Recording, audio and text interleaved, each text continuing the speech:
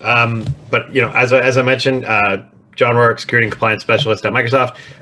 I try and approach these talks from a really sort of vendor agnostic way. I'm going to talk about concepts that are important, it's not so much important what vendor you're using as the concepts still apply. And I like to throw that disclaimer out whenever I give talks like this. So I think we're all, certainly aware that times have changed. We're living in extremely interesting times now, and that really translates to the way that we, manage security and identity and these types of things. Back in the 90s, we would come to the office, we'd turn on this big beast under our desk, go make a cup of coffee, and hope that it was running when we came back.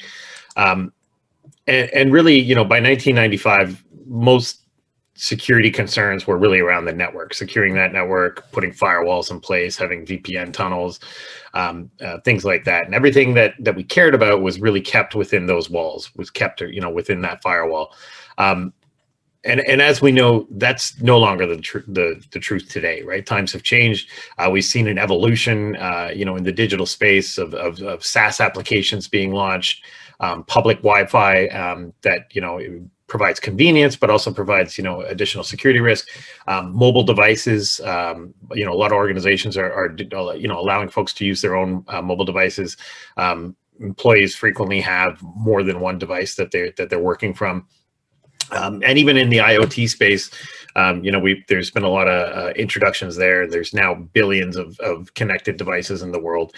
And then in 2011, Office 365 launched, and a lot of companies have been moving to that, to SaaS services, providing their critical work functionality and productivity suite. So whether it's Office 365 or G Suite or whoever you're using, most organizations are shifting from that everything within the on-premises model to something that looks a little bit more like this, where we have our corporate network still, and that's still important. And it's absolutely, I'm not going to say that it's not important to have firewalls in place and things like that, but we need to worry a lot about everything outside of that, right? So we have SaaS applications and data being put in the cloud, and people accessing things from mobile devices.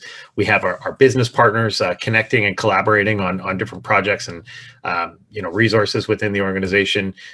We have personal devices that people are able to do work from. People are getting their email literally in their pocket, which wasn't something that we used to be able to do. So things are a lot different, and we have to address the changing security landscape that comes along with that. And it's now gotten to the point where even if you look at Gartner, who said this in their they created this report called "The Future of Network Securities in the Cloud."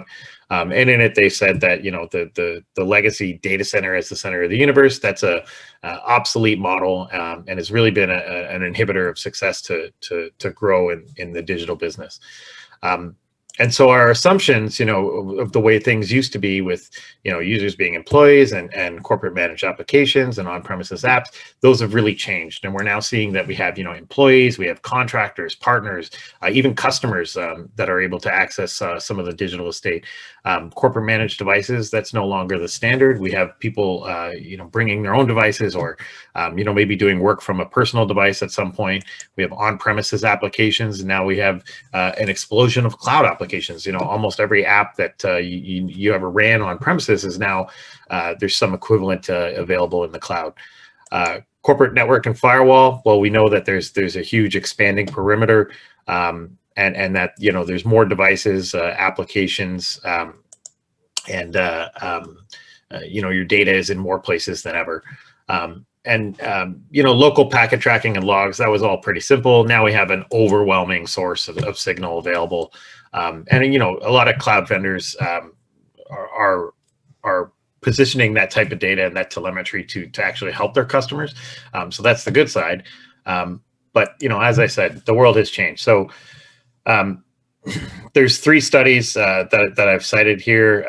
One is on IoT, another's on the state of the cloud, and then finally bring your own device usage in enterprise organizations.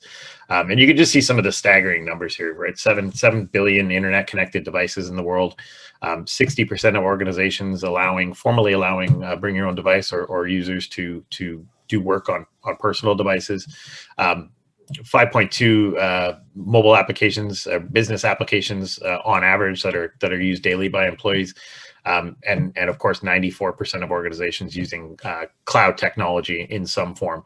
And so this brings us to this new model of security that we need to consider, which is zero trust. And that is really operating, an approach to security where we operate as if every access attempt was coming from an untrusted network, right?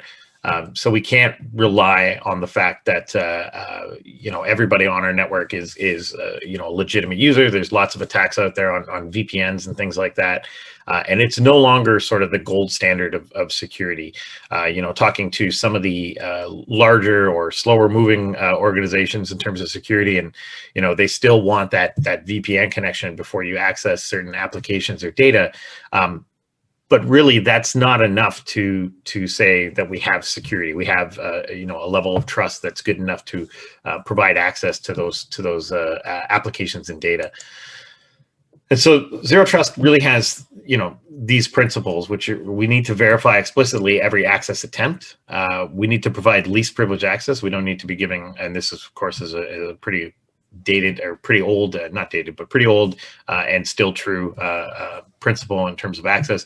And we need to operate with the assume breach mentality, right? So James Comey once went on 60 Minutes, and while he was talking specifically about the Chinese government, he said that there's two types of organizations in the world: those that have been breached and attacked, and those that don't know that they've been breached and attacked. So interesting words there, and it's true. We're seeing all kinds of nation state attacks out there. Attackers have gotten far more advanced, and so we need to change the way that we operate in order to face that challenge head on. Bit of history on zero trust. So, all the way back in 2004, the Jericho Forum was established to start talking about figuring out the idea of deperimeterization. Then in 2009, Operation Aurora was one of the early and very, very public APT attacks, which was where nation state China sponsored attack, where the Elderwood Group and APT conducted a series of attacks on different private sector companies who did business in security and defense, and those attackers were able to get access to those internal networks and then just move laterally, right? And they were undetected for quite a long time.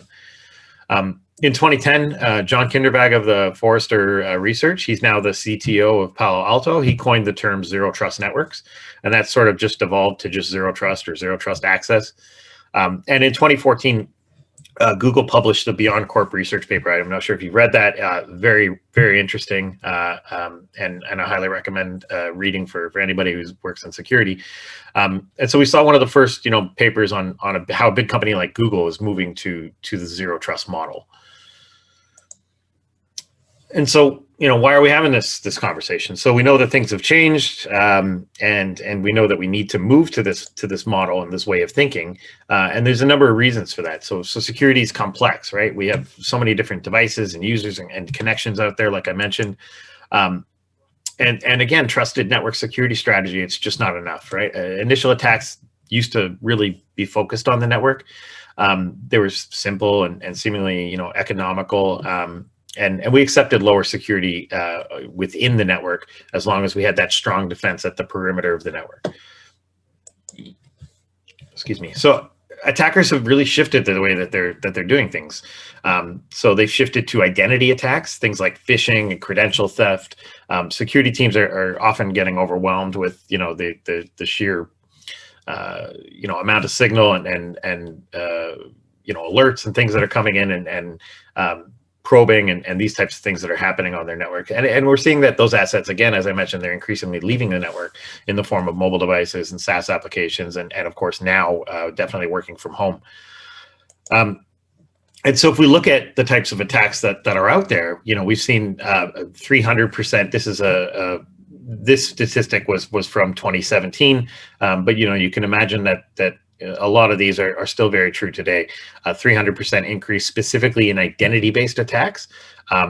and some interesting statistics from 2018 there as well. Lots of password spray attacks being compromised, breach replay, people trying to use the same passwords that were previously compromised. Phishing is a huge one, and I see that in a lot of across a lot of different industries. It's still something that folks are very often falling for, and really these are all aimed at harvesting and getting those credentials. So we need to. This really puts us in a spot where we need to secure the identity. So Verizon publishes their data breach investigations report every year. The 2018 report specifically cited that 81% of data breaches are involving weak default or stolen passwords. So pretty interesting statistics there. If you look at the reports from 2019 and 2020, a pretty consistent theme. They don't cite the exact same statistic, but you'll see that the majority of data breaches are stolen credentials, phishing, right, which are kind of one and the same. Just the means that you go about stealing those credentials, it might be a little bit different. And so this brings us to trying to have the mindset that identity needs to be at the center of security. So with security in the cloud, you want to have sort of a rich breadth and depth of data. You need to have powerful algorithms and end-to-end integration. And so the linchpin really becomes that identity and protecting that identity.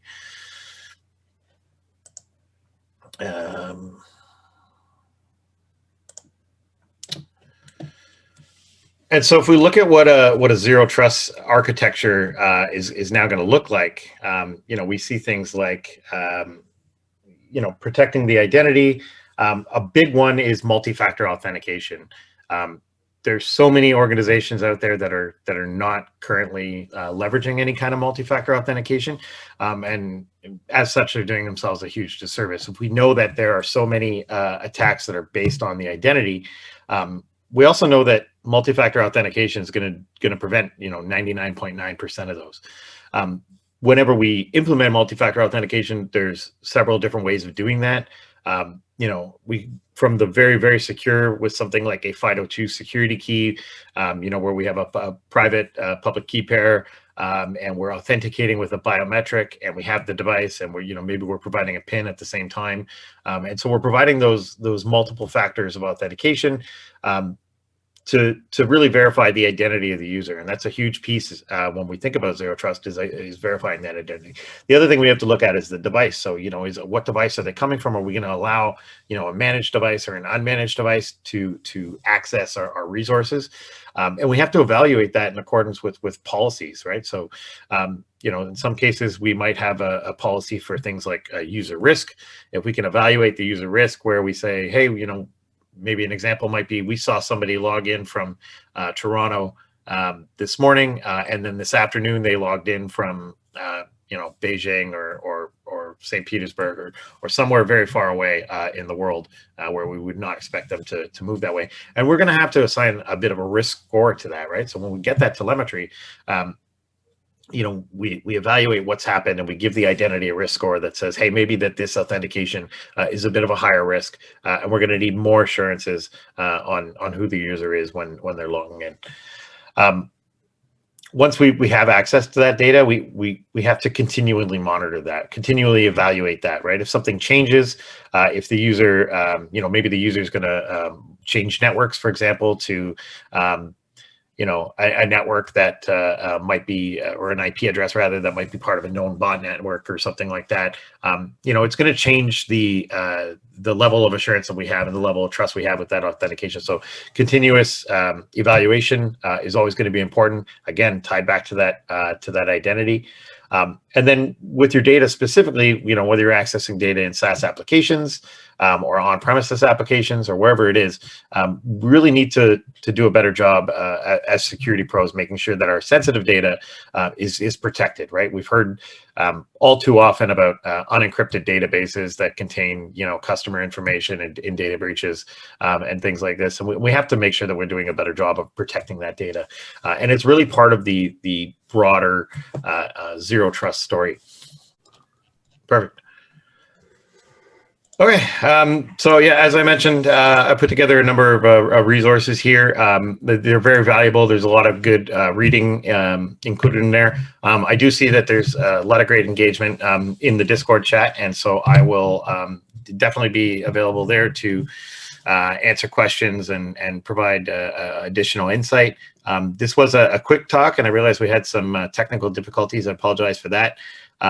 But if you do want to reach out or have a conversation about this further, or pick my brain or just have a virtual coffee, please feel free to connect with me, LinkedIn or Twitter, where you can see, I generally share a lot more about this type of stuff, and I'm happy to connect with any like-minded security pros that are out there. So thanks very much to Max and the BSides team. I appreciate being included as a presenter today. And again, I'll be over on the Discord answering all your questions. Wonderful. Thank you very much. Sorry for the technical difficulty. We're very happy to have you present this stuff.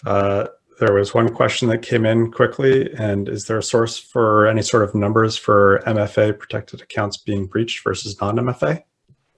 I'm sure there is. Let me do a quick look at some of our, because I know Microsoft actually has a lot of internal statistics with having one of the largest enterprise identity stores in the world, in the form of our Azure Active Directory. We should have some of those statistics. So let me do some digging, and I will post sure, there'll be people hanging out in the Discord. So thank you very much. We really appreciate it. And we'll drop the feed now for intentional reasons.